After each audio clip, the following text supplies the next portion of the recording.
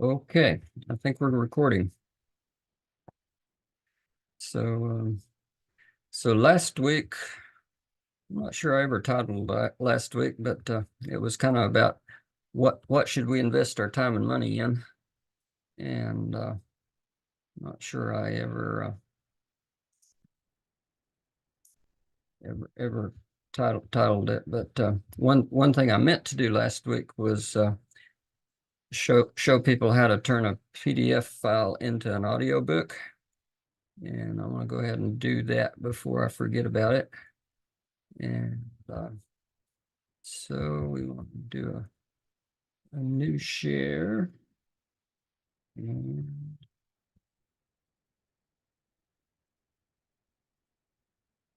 up here. So if you're like me, you've got a lot of PDFs out there that you've probably never read, that maybe you got for free. You thought they were interesting. So here's one that you just right click on one of those. No, it's not what's supposed to happen.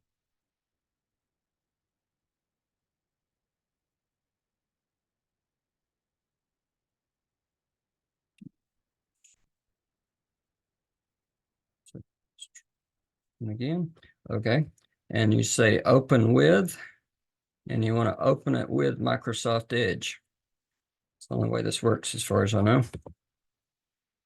And then it will open up and it'll come back to page 194 in this case, where you were before. And there should be a read aloud function here. And so you just hit go.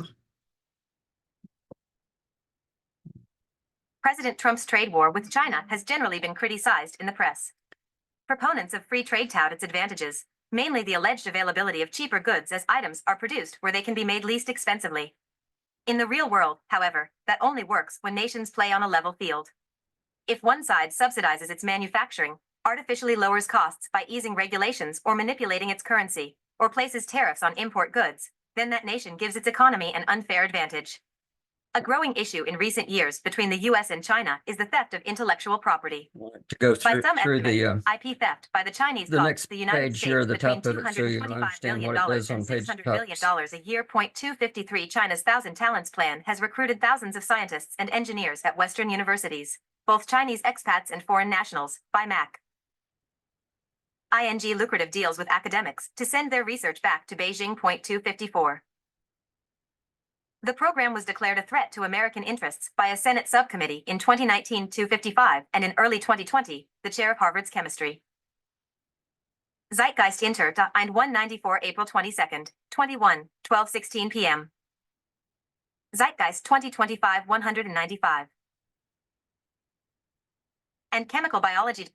So as you see, it reads the title page, the top of the title and the page number and all that stuff, which is a little annoying, but it's only way I would get through something as potentially dry as this book. But anyway, don't know how many did any of y'all or some of y'all know about this, or was I late to the game, or is this new information?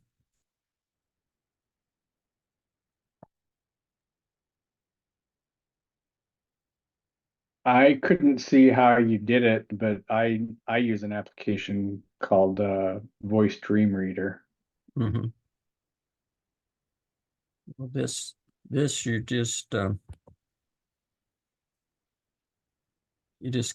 go to your file that's that has your PDF in it, Mm-hmm. and just right click on it, and then you say open with, and you say Microsoft Edge. And so when you open it with Microsoft Edge, it comes up with a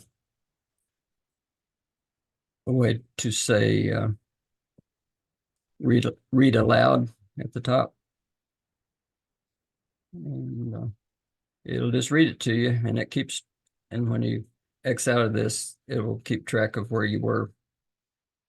were before, so you can come back in and $345 billion in 2019. oh, we're done. So anyway, I just thought it was useful because I've got lots of PDFs that I'll never read any other way. But hopefully that'll help some people. If you're an information junkie like I am. So let's do new share. Where are we?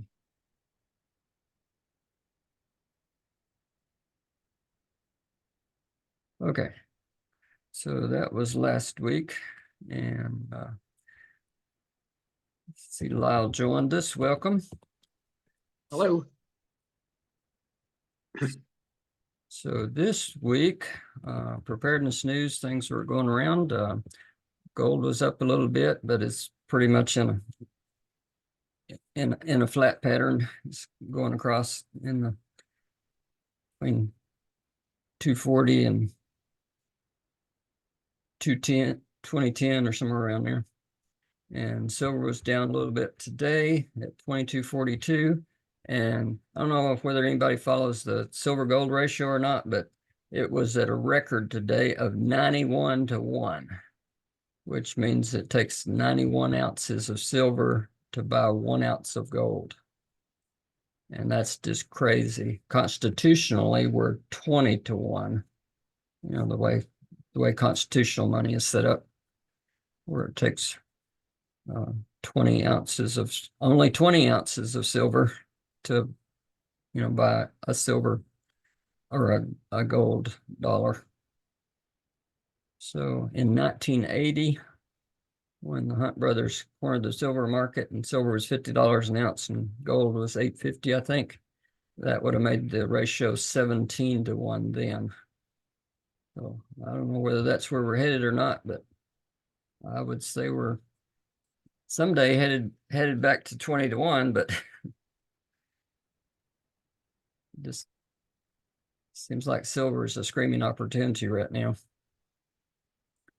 So anyway, the other thing that's happening is tilt and zeros, which are the long-term treasury ETFs, seem to be trying to break out again as interest rates supposedly come down. If that happens, that's probably a safe place to put some money in. That's if assuming you trust the government and the treasury at all. Some people don't, but you know, you would earn 3.5% interest or so, and potential for pretty substantial capital gain, assuming interest rates really go down. Wheat was up a couple of pennies today at 5.63, which was about 7 cents less than it was last week at this time. I had an epiphany last Friday that you know, the tea leaves I was hearing was that we were fixing to bomb Iran just any day now, and so I tried to get into this XAR military industrial complex ETF.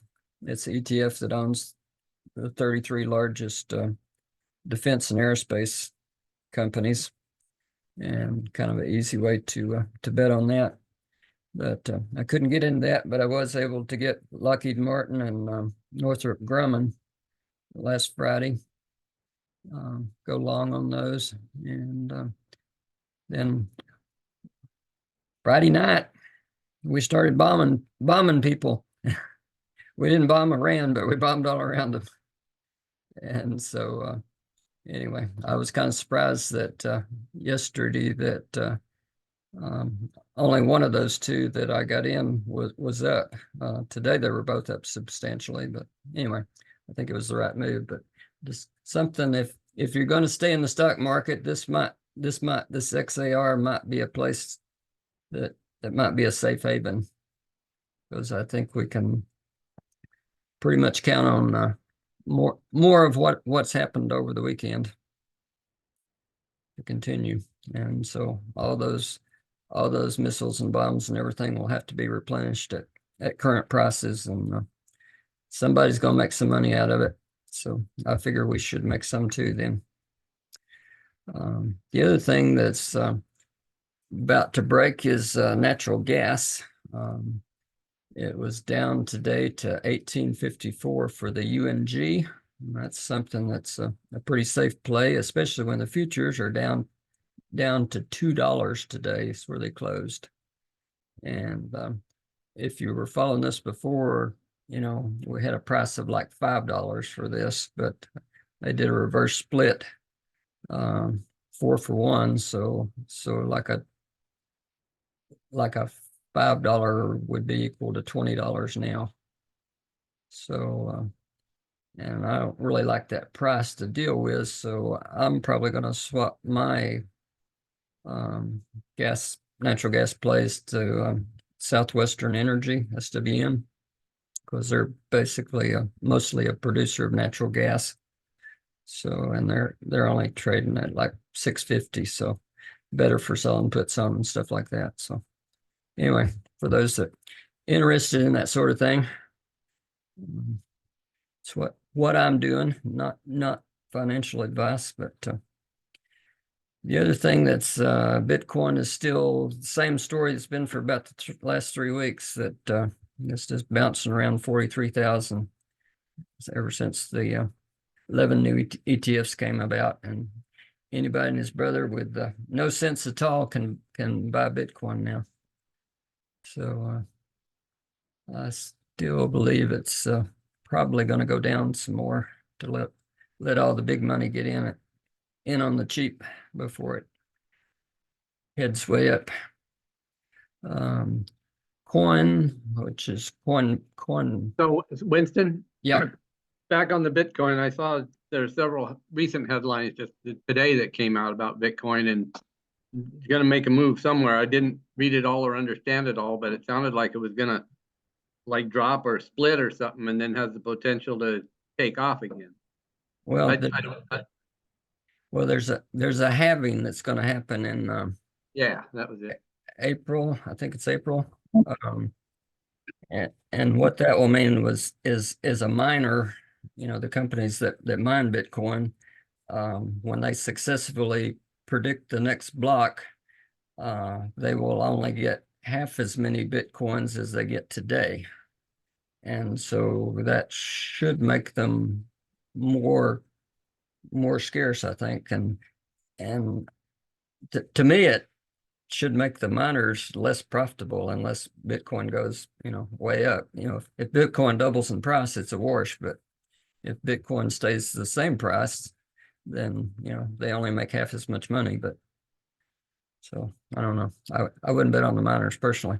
And the reason I'm betting against Coinbase is because I think these 11 ETFs, most of them are gonna be backed by Coinbase. You know, Coinbase is going to hold the actual Bitcoin, and they're not going to pay, you know, a lot of money for them to do that in a competitive market. So I think their revenue is going to go down considerably, even if Bitcoin goes up. So anyway, that's my play, and I'm deep in the money on it so far. Been in a couple of weeks, but anyway, that's a way to, I guess it's a way to bet against Bitcoin, although I think it's a win-win either way, whether Bitcoin goes up or down. But to be short Coinbase. Of course, we got Texas in a standoff with the federal government. 700 truckers. I don't know whether they're there, but now I hadn't really followed that in the last day or two. And we got a war on natural gas by the federal government, you know, who said they won't approve any more export terminals for liquefied natural gas. So I think that's what's making gas go to $2 a thousand, and probably won't go up too high until that's settled one way or the other. We also got a war on cash, which I was going to talk about a little bit later, but probably won't tonight. But we got a war on food in the Netherlands and Germany and France. and a war on backyard gardens, which we will talk about a little later.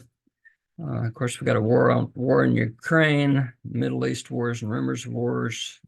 Last week there was 3 soldiers killed and 34 injured, I think, and I think there was more killed in the last day or so, and I didn't really follow up on that. Some of y'all may know more about that than I do. And we got bomb everywhere but Iran. Bombing all of Iran's proxies, both in Yemen and Syria and where else? Iraq. No, not Iran. So anyway, it's kind of the news. Oh, there was 2 other items that I meant to bring up that I didn't get on there. Was locusts and cicadas.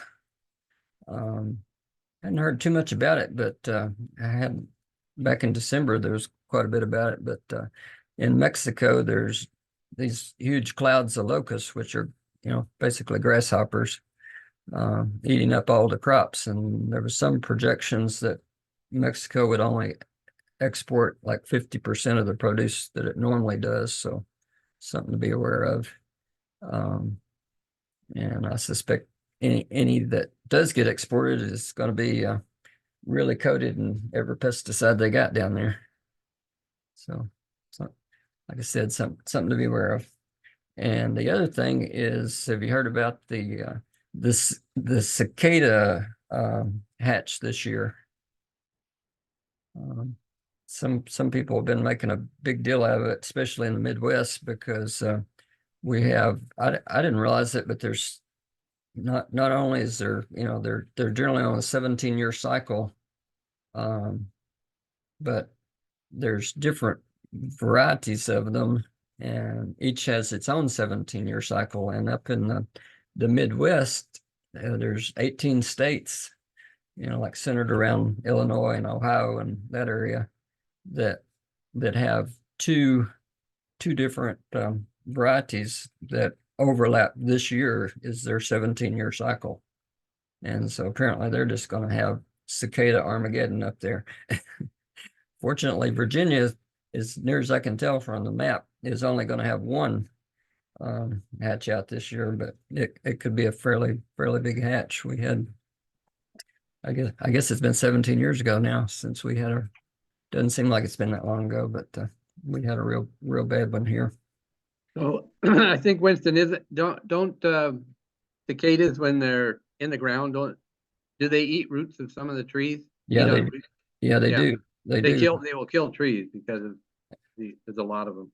Yeah, they do suck on the trees. Now that you mentioned that, I kind of wonder if I had a lot of trees die this year. I was attributed to the drought, but I wonder if it's those larvae getting big and fat before they emerge this year.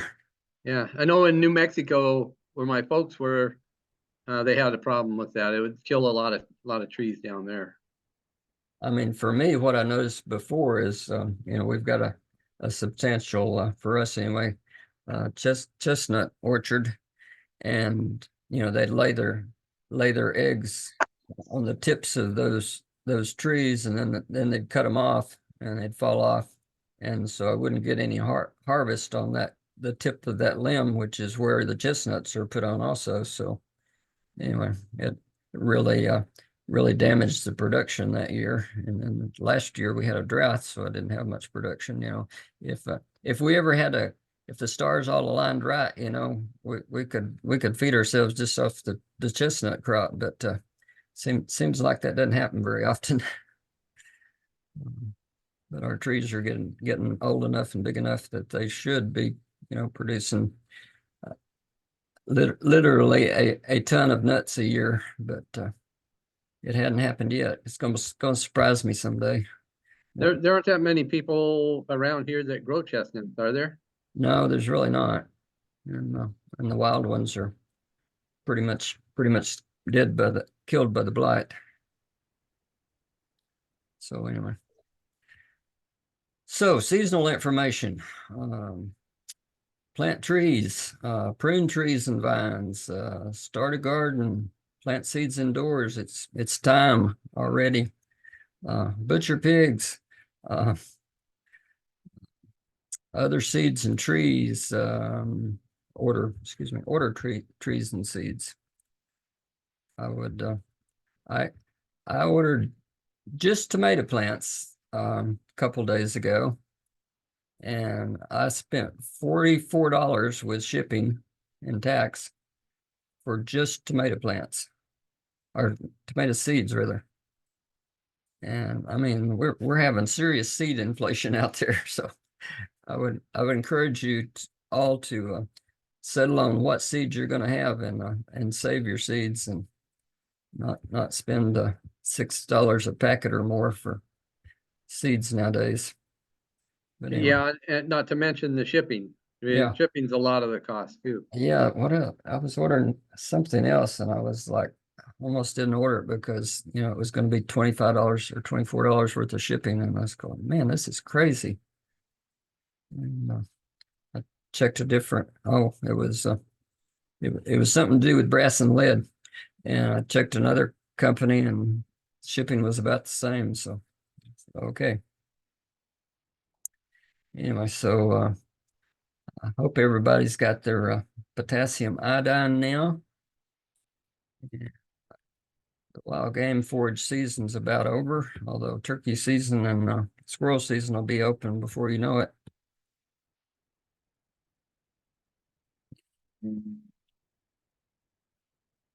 Speaking of season, anybody know what this little critter is? It's about an inch long, by the way.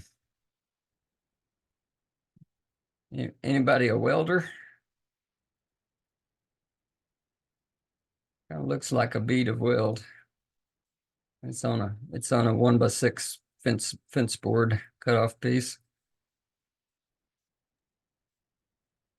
Oh, I think Is that I've one of seen those that. little gray bugs that you see crawling around?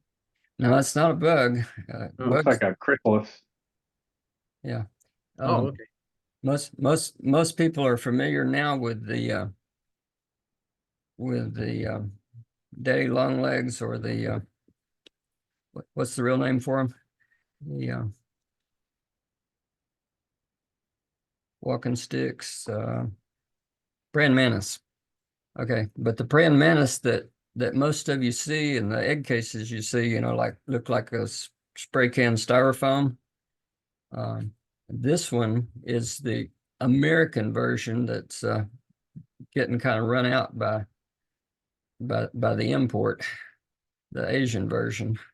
So just something to be aware of. I think we should encourage these guys, since they're not an invasive species, but kind of like the ladybugs they brought in that get in our house and cause all kinds of problems. But this is So what is this? this is a praying mantis egg case. Oh, okay. But it looks like, And this is a native one? yeah.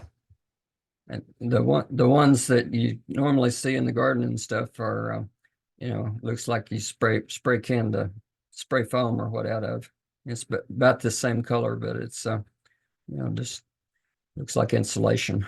Or this one looks like a nice bead of weld that somebody who put down a much better bead than I can.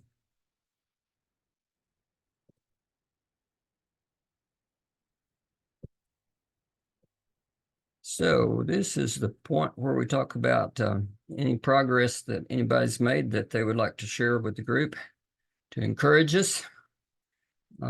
Anybody done any wood cutting or started the garden prep, or bought anything that might be a good idea?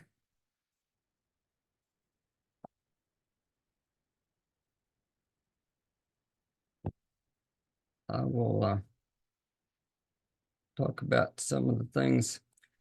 Actually, I'll let Mike talk about something that he was involved in yesterday. All right. I was lucky enough to participate in I guess slaughtering of a hog, and so that's a skill like that, like Winston likes to say, you know, sometimes it might be easier to buy a pig than a pork chop, and you know, I grew up with uncles that hunted, and I did a little bit as a younger kid, but not as an older kid and or an adult, and I really had no experience that I felt like I could draw upon if I needed it. So you know, I had let Brother Apple know that I was interested in. Well, I've been interested multiple times when he's made the opportunity available, but this time I tried to make sure I found out early enough to make sure I could clear my calendar and attend. And um, I, I think, is that a picture of Nicole right there? Yep, yep. And Okay. she's on tonight. She's hiding from us, but Yep. And so Winston and Nicole were kind enough to let me assist and guide me. And I will say that I found it easier to deal with than a deer. I found it more pleasant. We had commented a few times on the different, you know, that it wasn't as a strong a smell as you might have with deer, and we speculated on various reasons why that was. And I was definitely amazed at the amount of fat that, I mean, pigs are sort of I probably should have turned my camera on for this, and I forgot, sorry. But you know, pigs are sort of the prototypical fat animal, right? But even that said, I was still astounded at the amount of fat in a pig, and my hands definitely came away moisturized from the experience. yeah. Okay. And I came away late last night with a skillet of liver and onions out of the deal. One of the probably any vegans present would disagree, but I think that's one of the most healthiest things you can eat. At least probably ought to eat that once a week. Anyway, so tonight we're going to talk about let thy food be thy medicine. And before that, I want to play a short video on war on gardens. It was something that I mentioned earlier that's been happening. So let's do a new share here.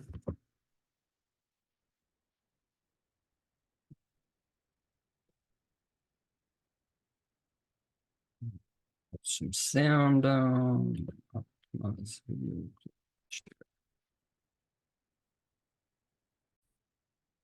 Agricultural has the carbon footprint of 6 times larger than conventional. So basically, what they're starting to do right now is churn the media, you know, churn the talking points, get the talking points out there. Your backyard garden is a problem. Welcome back to the homestead. I'm frantically working to get some more raised beds put together. If you've been following the videos, that's what I've been doing on the last several videos. And today I'm putting down the gopher netting or the mole netting or the vole netting, depends on where you live. And what this is basically some hardware cloth, they call it. Let me show you here what I got. Some hardware cloth, and you put that in the bottom of your raised bed. That way something can't tunnel up underneath your raised bed and get to the roots of your plants and wipe you out. Okay, so that's what we're doing right now. Hold on one second, and then I'm going to tell you guys this. This is just very interesting. Basically, the news story now is food from urban agriculture has carbon footprint 6 times larger than the conventional produce, study shows. This is hot off the presses in January. A new study finds that fruits and vegetables grown in urban farms and gardens have a carbon footprint that is, on average, 6 times greater than unconventionally grown produce. Let that sink in for a second. They're saying that your food that you grow in your backyard garden that you bring right into your table that you barely use anything on is 6 times more of a problem for the environment than the commercially grown food. Wrap your head around that, y'all. This is where we're going. A lot of our things, what we can do is scarcity, and we have products which you can make via biology. It's so that you can replace or augment natural products, especially with climate change making them more difficult to produce. The other thing that you can use with AI is increase your solution space. So if you love the taste and aroma of vanilla, can we have something that's reminiscent of that is new to the world, and using AI to increase that solution space that a human alone would not be able to do. So that's something we're definitely leveraging, using receptor biology data and millions of data points there, using our understanding of taste and smell to identify what can be new that can help consumers to have sustainable solutions that are also really desirable, right? Most previously published studies have focused on high-tech, energy-intensive forms of UA, such as vertical farms and rooftop greenhouses, even though the vast majority of urban farms are decidedly low-tech crops grown in soil on open-air plots. The new University of Michigan, go figure, I'll get to that in 1 second, don't go anywhere, was aimed to fill some knowledge gaps by comparing the carbon footprints of food produced at low-tech urban agricultural sites to conventional crops. It used data from 73 urban farms and gardens in 5 countries and its largest published study to compare the carbon footprints of urban and conventional agriculture. 3 types of urban agricultural sites were analyzed: urban farms, professionally managed and focused on food production; individual gardens, small plots managed by single gardeners; and collective gardens, community spaces managed by groups of gardeners. For each site, the researchers calculated the climate-altering greenhouse gas emissions associated with farm materials and emitted 0.42 kilograms of carbon dioxide equivalents for serving 6 times higher than the 0.07 per serving conventionally grown produce. Ecocide as a word is becoming better known around the world, and the concept is generally mass damage and destruction of nature. But legally speaking, what our organisation and other collaborators aim to do is to have this recognised legally as a serious crime. Because one of the issues that sort of pervades all of this discussion is that we have a kind of cultural, very ingrained habit of not taking damage to nature as seriously as we take damage to people and property. And that, I mean, if you're campaigning for human rights, at least you know mass murder, torture, all of these things are serious crimes. But there's no equivalent in the environmental space. And so, you know, unlike an international crime like genocide that involves a specific intent, with ecocide, what we see is actually what people are trying to do, what businesses are trying to do is make money, is farm, is fish, is do all of these things that are, producing energy and so on as well. But what's missing is the awareness and the conscience around the side effects, around the collateral damage that happens with that. What they're starting to do right now is churn the media, churn the talking points, get the talking points out there. Your backyard garden is a problem. Now, this is pretty interesting, I must say, because on the same site, Science Daily, I'm going to type in urban garden, okay, and I'm going to show you guys, we're going to talk about gaslighting too. Here's the same folks, Science Daily, okay, if you're paying attention, February 13th, 2023. Urban gardens are good for ecosystems and humans. Traditionally, it has been assumed that cultivating food leads to a loss of biodiversity. You guys get that? That's another article that was just put out last year saying how great urban gardens are. Now in January 2024, the year of fear, your garden is suspect. I had to come in and take my jacket off. It gets hot working inside that high tunnel. That's one of the benefits of having one, is that it helps you produce your food a little earlier in the growing season, and it helps extend it a little later in the growing season. And also with today's climate, it helps protect it against possibly the spraying of chaff and chemtrails above us all day long, every day, okay? But I just want to bring you this information because I want you guys to understand there's something going on in America, and you're not going to like it. Because while you've been sleeping, and while our parents have been sleeping, and while no one's really paying attention in how they've taught you not to talk about politics, basically what they've done is they've put think tanks in charge of making laws and regulations. If you guys haven't been following. Okay. I think we got the gist of it. Let's go back here to new share.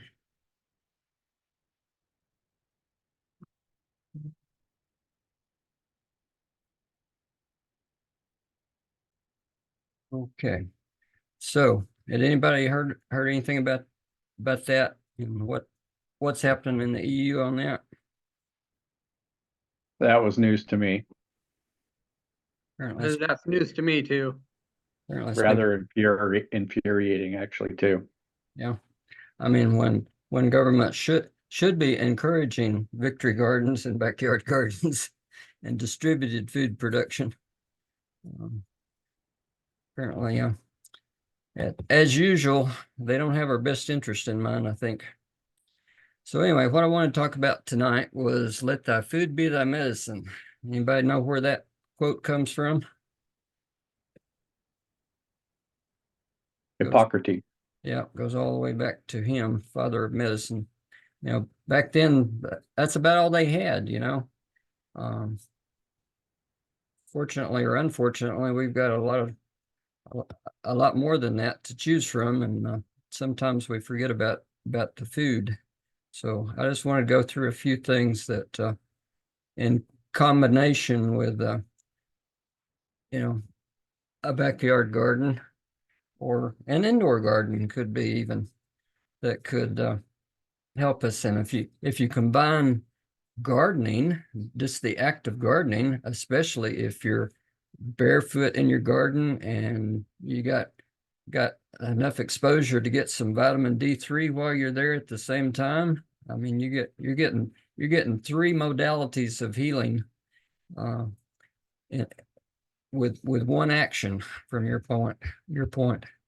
And then if you could add a fourth layer to that, such as intermittent fasting, you could heal almost any chronic disease that you have, I believe. And I'm kind of living proof of it, I think. So anyway, it's my soapbox. So the things that kind of at the top of the list for healing vegetables and most healthy would be cruciferous vegetables, and broccoli is the most studied of all the cruciferous vegetables, and it's because it has a high amount of sulforaphane in it, and different varieties of broccoli have different amounts of it and do different things for your body. I discovered this when I was looking for varieties that had the highest the sulfur content of it. There was a variety from Italy called Blue Wind. So I wonder what that produces for you.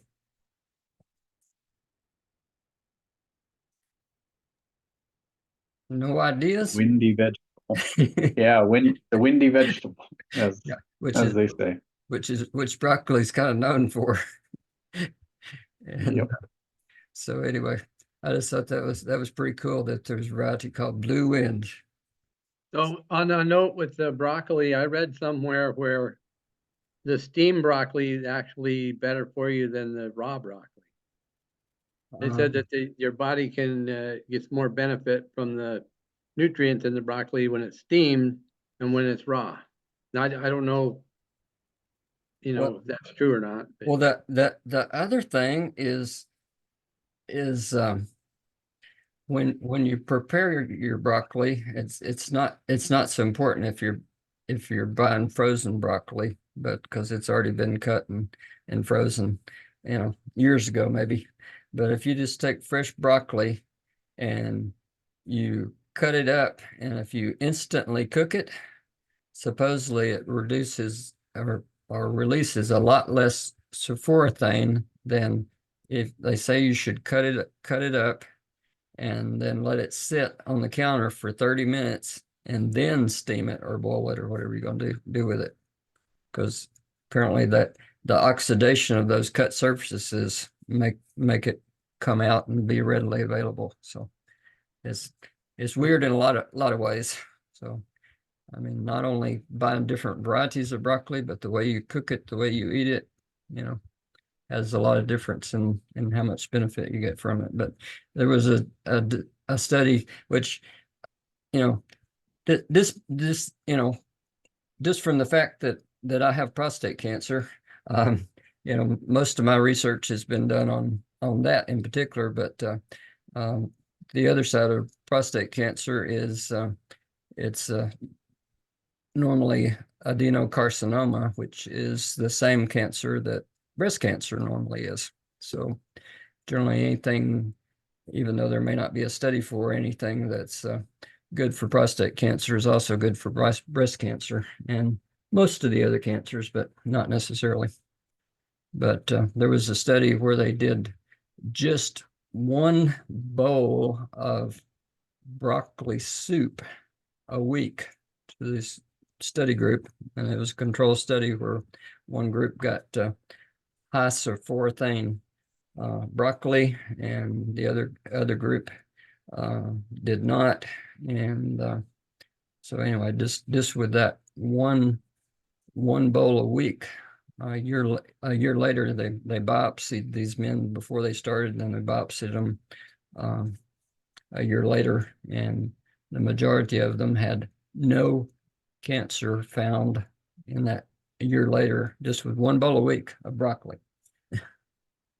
So anyway, that's you won't hear much about that study, but it's in PubMed. So anyway, but there's a whole bunch of other cruciferous vegetables, and all of them are good. Cabbage, red cabbage is the best, and the reason for that is, if we page down here a little bit, is probably heard about anthocyanins, are a group of antioxidants found in red, purple, and blue fruits and vegetables. They may help reduce inflammation, protect against cancer, heart disease, and type 2 diabetes. So if you can get a red, blue, or purple vegetable, you know, in the same family, it's all, that one's always better than just the green one. So anyway, that's why I would say red cabbage is the best, but red cabbage doesn't do good in everything. Like it's heart, pure red cabbage. Does that count for purple sweet potatoes too? Yep. I'll get there eventually. So collards, again, the blue-green ones are even better. Brussels sprouts, turnips and rutabagas, those are high calorie. If you need calories or you're planning for calories, those are pretty high calories. And radishes. Most people don't think about radishes, but daikons especially are used a lot in Asia. But the regular, you know, red radishes, if you're starting a garden from scratch, this is your best thing to start, because you can have success in 30 days. They grow so fast, pop up so fast, and 30 days you can harvest. Arugula, most people don't realize that's a cruciferous vegetable, but it's also a superfood. And this would be a good thing to grow and maybe dehydrate or freeze dry and then powder it. Put that in a smoothie or whatever. Be a great thing for that. Bok choy, of course, the Chinese version. Mustard. I've got a variety of mustard that I've been growing for, I don't know, maybe 5 years now, but it's what is it called? Red. It's like great red or something like that, but giant red mustard. But makes a nice spicy wrap around around a burger or a piece of salmon or whatever, instead of a lettuce wrap. Very nutritious and spicy wrap around a piece of meat. So I'm generally a keto diet type person, so you're eating a lot of low carbs and a lot of fatty meat. So try to get 80% of your calories from fat, 20% from protein, and a little bit from as little as you can get from carbs. Watercress is another interesting spicy, peppery cruciferous vegetable. Has a lot of benefits, and if you had a stream or a spring on your property, you could get that started there and have an unknown source of nutritious greens pretty much year round. So let's go to tomatoes now, unless somebody wants to say anything about any of the cruciferous vegetables. Do you hate them all, or like Brussels sprouts I could not stand? Yeah, I noticed like the Brussels sprouts, turnips, rutabagas, radishes, they kind of, sometimes they have that bitey content to them. They're just a little bit strong, a little bit bitey. Yeah, I think it's interesting that they're all in that group. Yeah. I think the Brussels sprouts must have a lot of the sulforaphane in it too, because that's what I taste, is the sulfur in it, especially if you overcook them. It really comes out kind of bitter and stuff. I found out if you put enough garlic in them or onions, that seems to help for some reason. On the subject of Brussels sprouts, I'm told that they apparently have changed what strain is typical. Basically, everybody hated Brussels sprouts in the 90s, and some new strain was found that was more like buttery and sweet, and they basically that basically completely dominated the Brussels sprouts market, and you almost can't get the old varieties anymore. That could be, and I would assume that means they have less sulforaphane in them. The good stuff. I don't know, but haven't done much studying on Brussels sprouts because I don't usually grow them, because to me they're a lot of trouble for no more than you get from them. Compared to cabbage or some of the other things. I'm about that. I left off cauliflower too, but anyway, I'm about that way with broccoli and cauliflower, in that here, especially in the springtime, we usually, no matter how early you get it in, or if you get it in too early, it gets killed by late frost, and then first thing you know, when it's ready in May, you got a 90-degree day and it turns off bitter, and the cabbage moths get it. So, but if you can get it started, you probably got to do this indoors, start it in August, and then have a fall crop for both broccoli and cauliflower. They do much better, produce a much better crop. And the kale, I don't have kale on there. No, don't have kale on there. Kale's the same way. I mean, kale, after you get a frost on it in the fall, I mean, it's really tasty by comparison to August kale, which is bitter and yucky.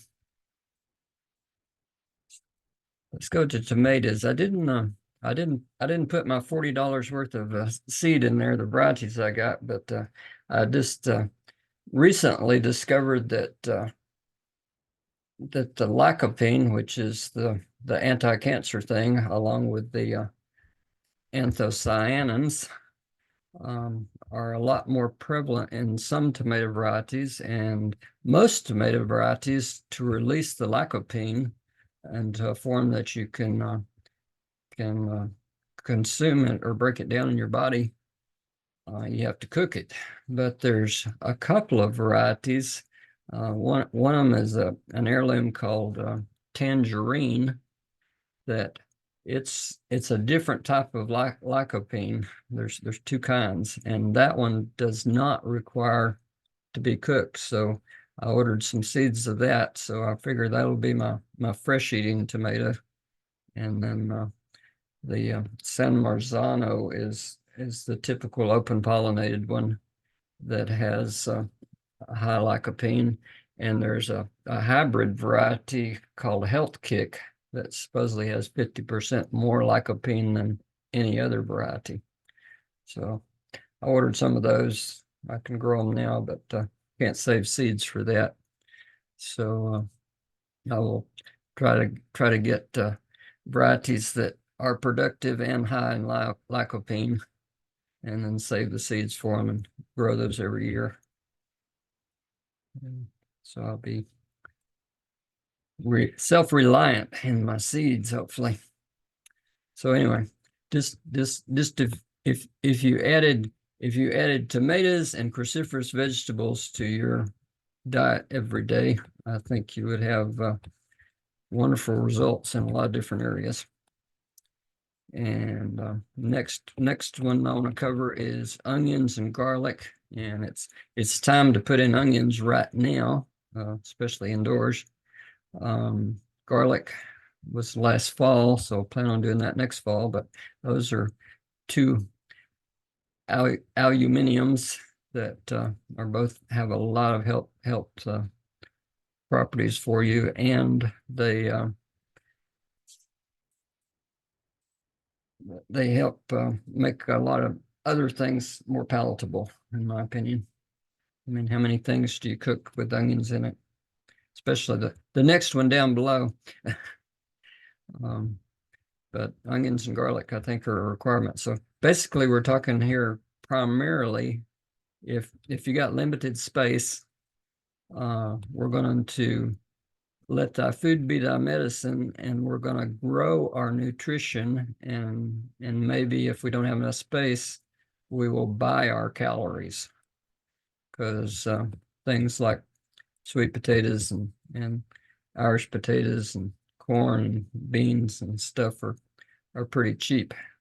And so if you got limited space, you should stick with things that give you nutrition and that you may or may not be able to get in the grocery store. So and how many of you have had bitter melon before? I think I might have had it once. I think we tried it in a stir fry, maybe. Mm-hmm. But I've had it in smoothies from someone who gave us some. Anyway, it's pretty hard to cover up, but put onions and garlic and tomatoes in that stir fry, and maybe a piece of fatty meat, and you can make it pretty good. Goes with chicken pretty good, I think. But bitter melon is something that has very good anti-cancer properties, been studied a lot, and also anti-inflammatory and good for diabetes and blood sugar control. So you get a 2 or 3 for eating that. And our bodies really, it's an acquired taste, but our bodies really have a desire for bitter. That's one of our primary taste categories. And bitter is something that we should have every day, some bitters. I think it's also something that as we grow older, our taste buds become less sensitive, and I know that I personally have become a lot more, I don't know, tolerant or fond of bitter as I get older. Yeah, always liked sour, but I wasn't too much on bitter. Anyway, I can eat it with no problem right now. I basically substitute it for zucchini and everything I cook nowadays when it's in season. And it's pretty easy to grow. It does take a long growing season, but and a trellis preferably. But anyway, sweet potatoes are also pretty good for you. They have a lot of calories. You know, there's sweet potatoes, a lot of sugars in them, but they still have a pretty low glycemic index, which is kind of interesting. And like Lau said, purple's even better, although the orange ones are fine as far as being good for you also, but the purple adds some more anthocyanins in them. So and they're a little drier, and they make real good fries, oven fries. And another food that most people really down is your regular Irish potatoes, and because they generally have a pretty high glucose or what did I just say, index. But the blue ones or the purple ones are much better for you because they add a lot of nutrients to them that are good for you. And so you get your calories, and yet if you've got a craving for carbs, but you also get a much more nutritious product than just your regular white potatoes. And then there's Tammy's favorite, okra. How many of you grew up eating okra?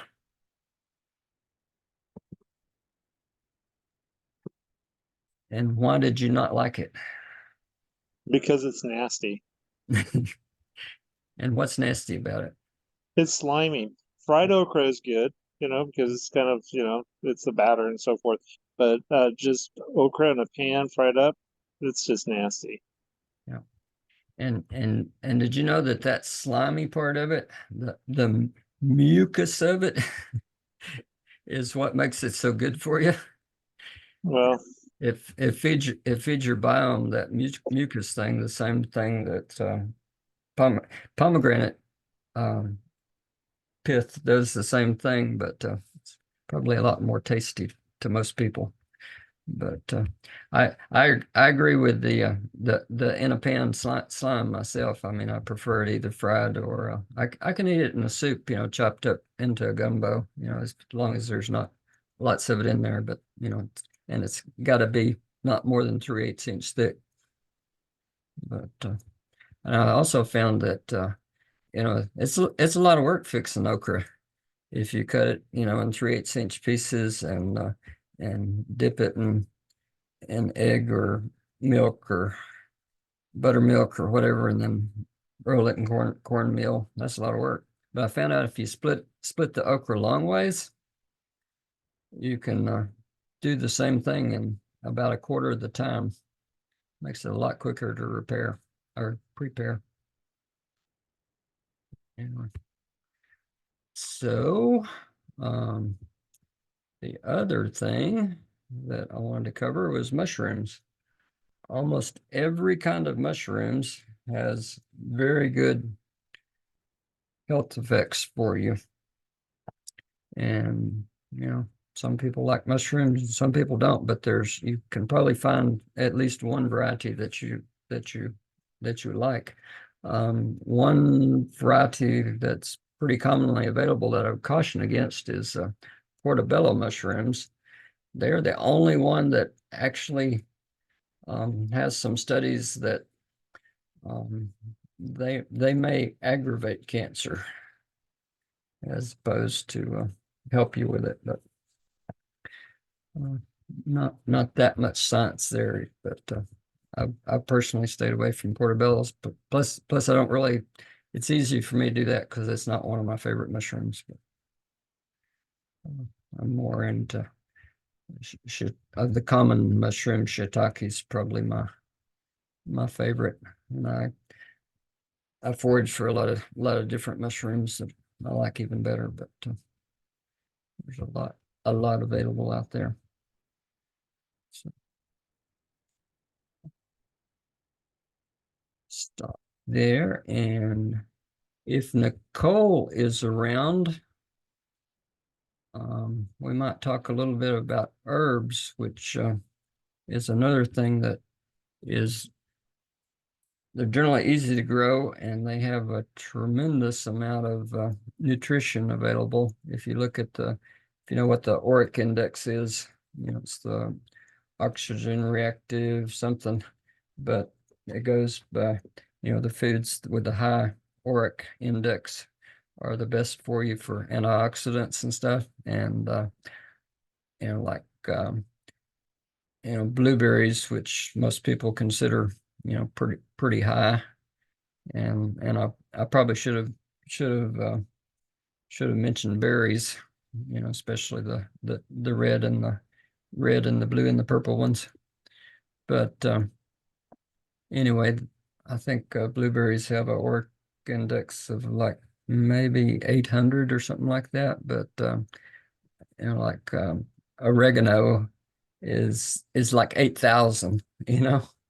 So Nicole, would you like to address some of those things a little bit? Oh, well, I didn't prepare for that part. I was thinking more space saving. But I guess so we've got, well, now if gardens go defunct, herbs are kind of easy because you can hide them. I don't think gardens will go defunct, but a lot of things I wouldn't have thought would happen have happened. But like my walkway, we've got feverfew in there, and it's good for migraines, and it has all these pretty white flowers all summer. And so it just looks like a landscaping plant. And a lot of the herbs, we're only on a half an acre. So we just kind of tuck them in mostly as landscaping or kind of wherever. But a lot of them too kind of grow like weeds. Stinging nettle's really, really good for you. And I've accidentally got it growing in like 6 places now. So once it gets started, it'll just go. And that one, that's nutritious, but I didn't look up the scale.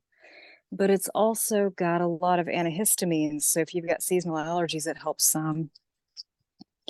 Winston, I can just kind of ramble a little bit. I wasn't sure precisely what you wanted. Well, I was just gonna have you bring up, if you don't have much space at all, Oh, that you can, you can grow a lot of herbs.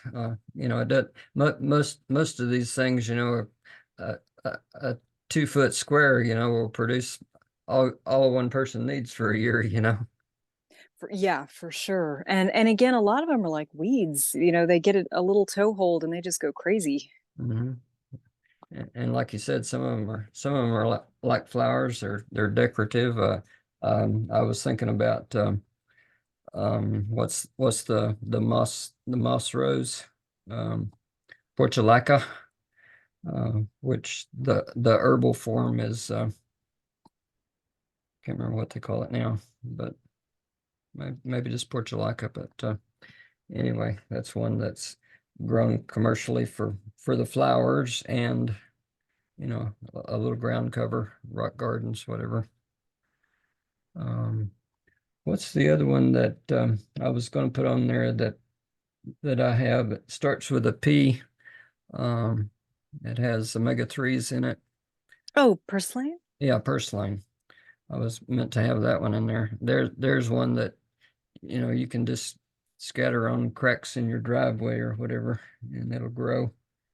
And most people would never recognize it, but you could survive on that because it's the only herb or vegetable that I know of that has omega-3 fatty acids in it. So something essential for your health that, in a time of need, you might not have from any other source possibly, but you could have that and nobody would know that you were growing one of those evil gardens.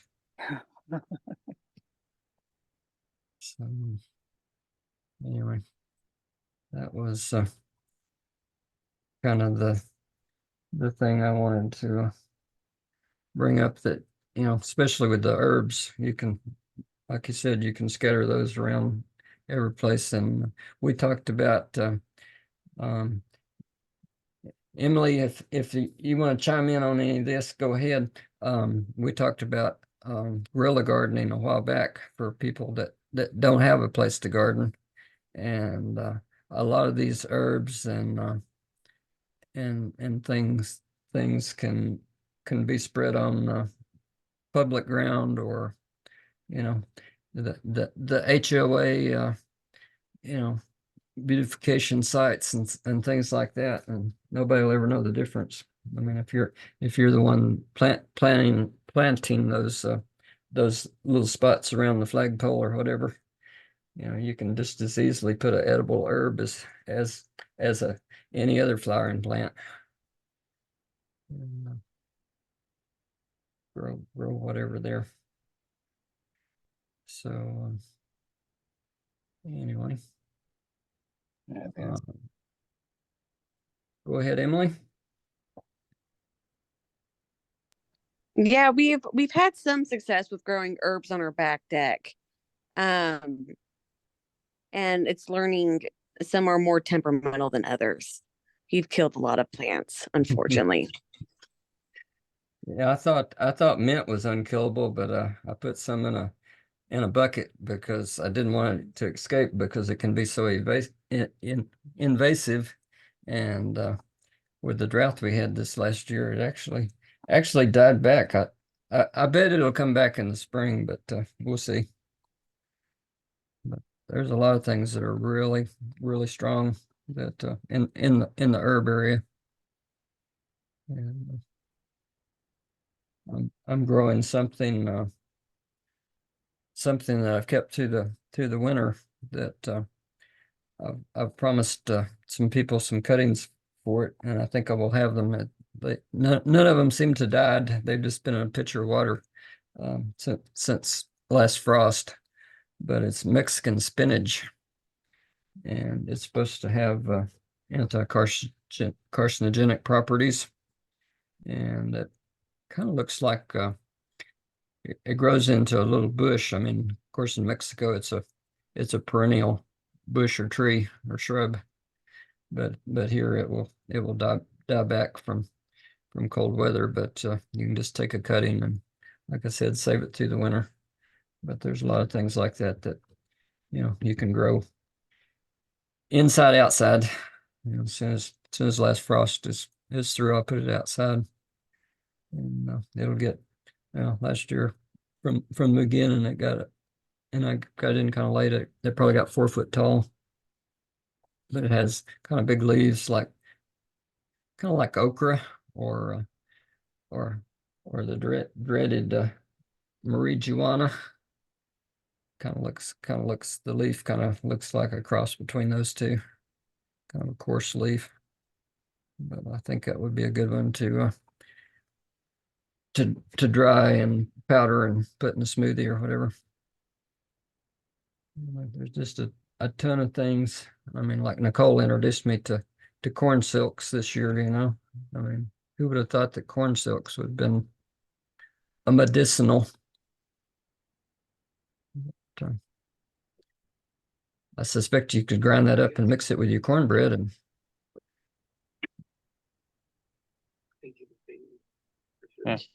do you freeze dry, or do you use the dehydrator or something?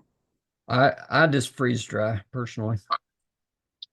I'm too cheap to buy a freeze dryer so far.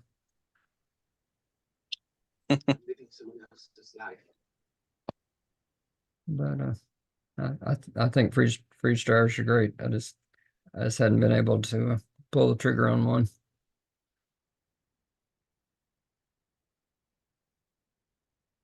But unless you're, I think dehydrating and depending on what you're doing, but dehydrating and sealing it and putting an oxygen sensor in, I think you'll get 10 years that way for a lot of things. And that's, I hope to eat the things, I figure, yeah, I'll have a crop failure every now and then, but so if I can put up 2 years worth, and that would kind of be my ideal thing, is put up 2 years worth, and and grow things every other year. Would kind of be my plan. Of course, you know, Joseph had to plan for seven lean years. We don't know what we might have to plan for, but I would feel comfortable in storing dehydrated stuff for 7 years. It's put away properly in glass jars and oxygen sensors, or oxygen suppressors, whatever they are.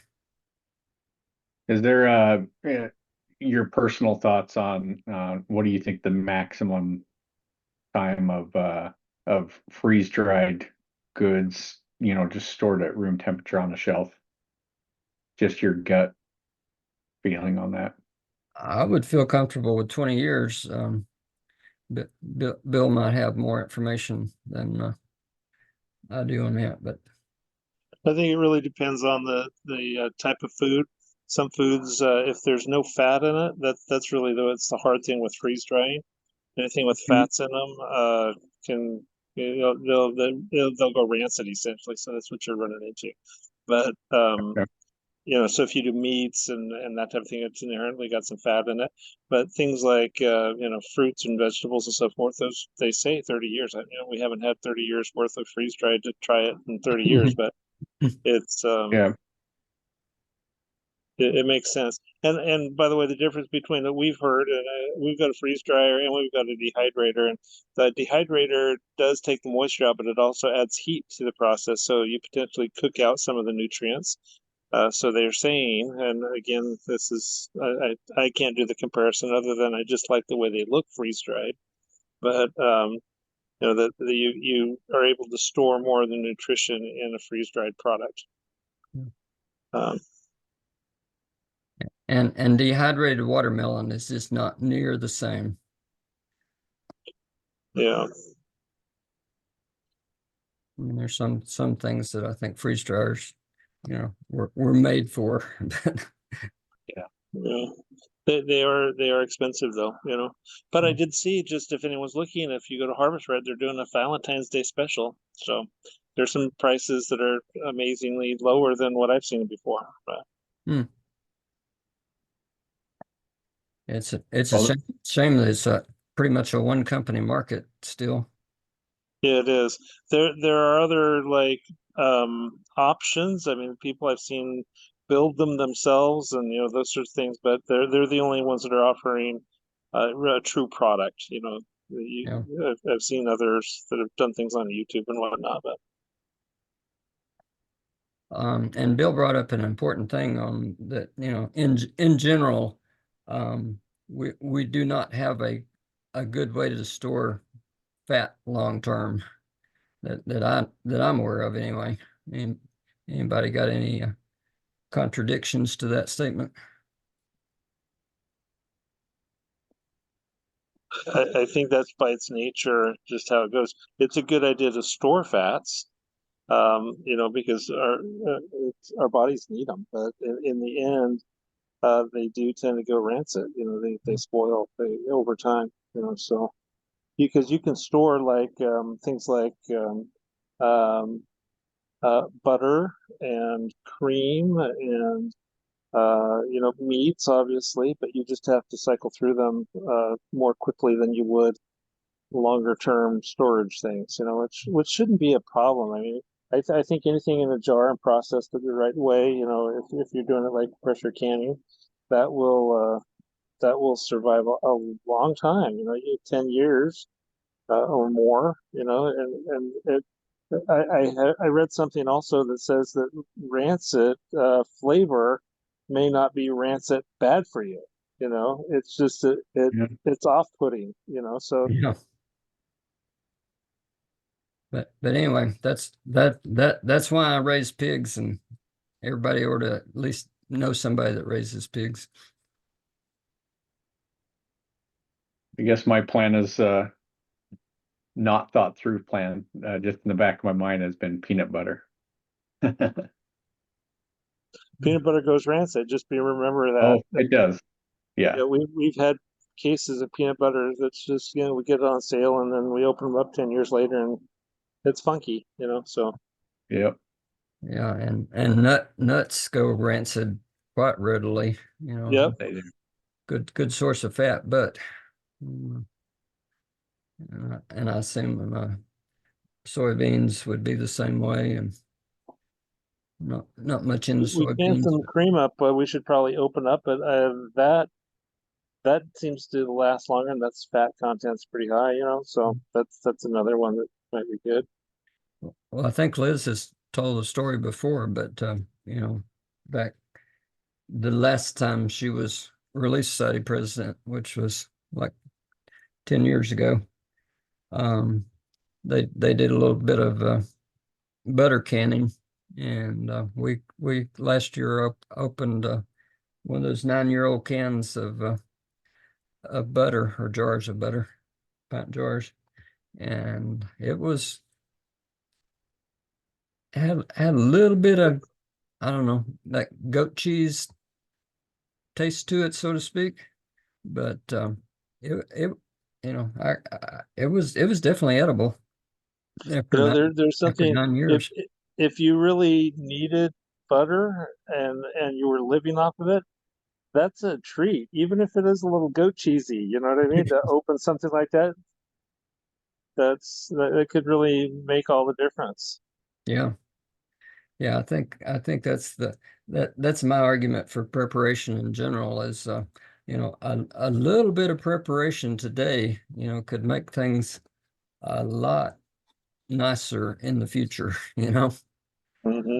I mean, it's just like storing toilet paper. Yeah, we could live without toilet paper, but who wants to? Right. I mean, there's a lot of things that fit into that, and especially, like the things we were talking about tonight, about herbs and spices and nutritious things. I mean, if you're trying to live off of let's say wheat or corn or oats and beans, you know, if you're just growing a little bit of these green things, to put in there, or some spices to put uh, in your biscuits, I mean, it would make a world of difference just to have that. And of course, salt. um, and the wonderful thing about salt and granulated sugar, which I try to stay away from, is that they basically will store it indefinitely. And, Yeah. so But I mean, even though it's hard to store the fats concept, oils and so forth, I think they're an important part of our storage and just rotate through them. That's the key. yeah. Yeah, I don't think we should avoid them because they can go bad. I think we should make sure and have them because they do. You can have, like we were saying, you can go 5-10 years easily on some things. Some things go bad quicker, but I'd still use them and get used to which ones go bad quicker and just rotate you through those quicker. Mm-hmm.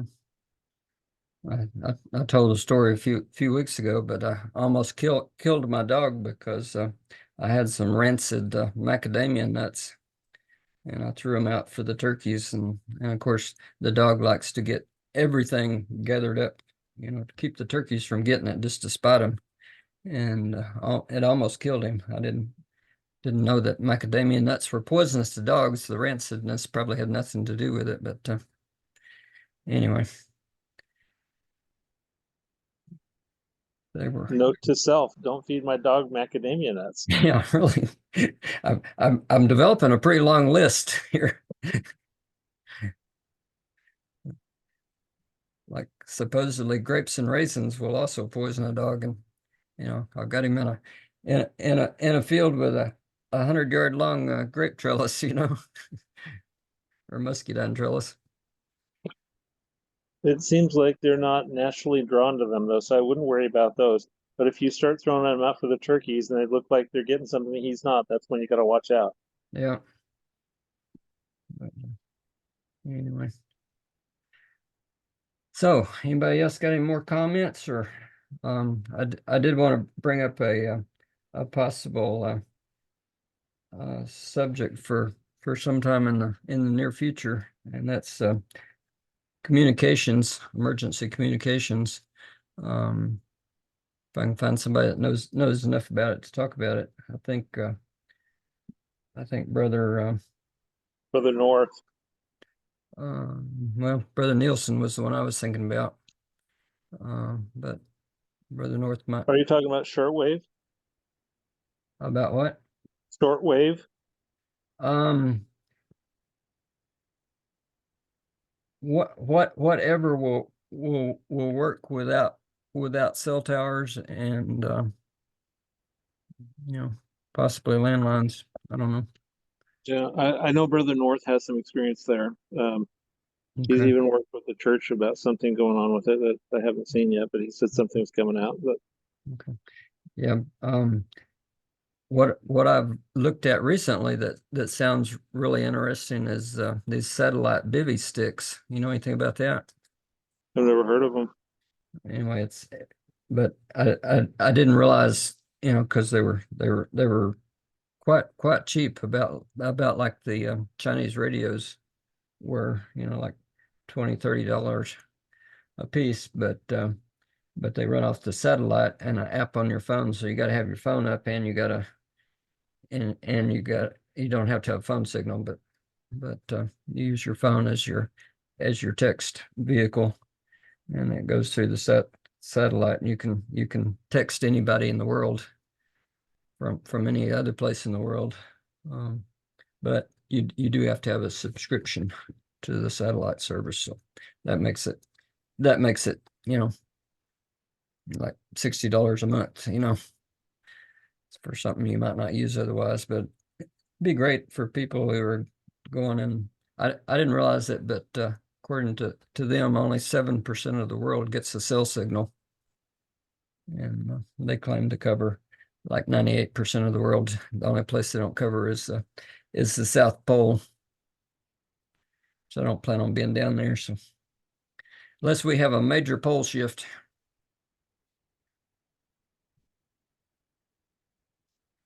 So anyway, anybody else got any ideas for future topics they'd like to investigate or teach?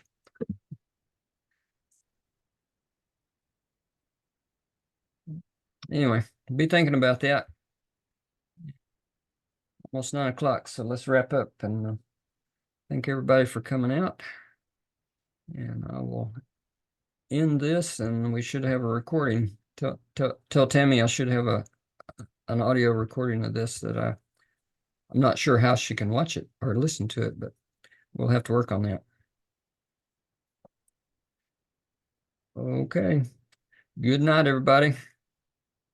Good night. Thank you. You're welcome.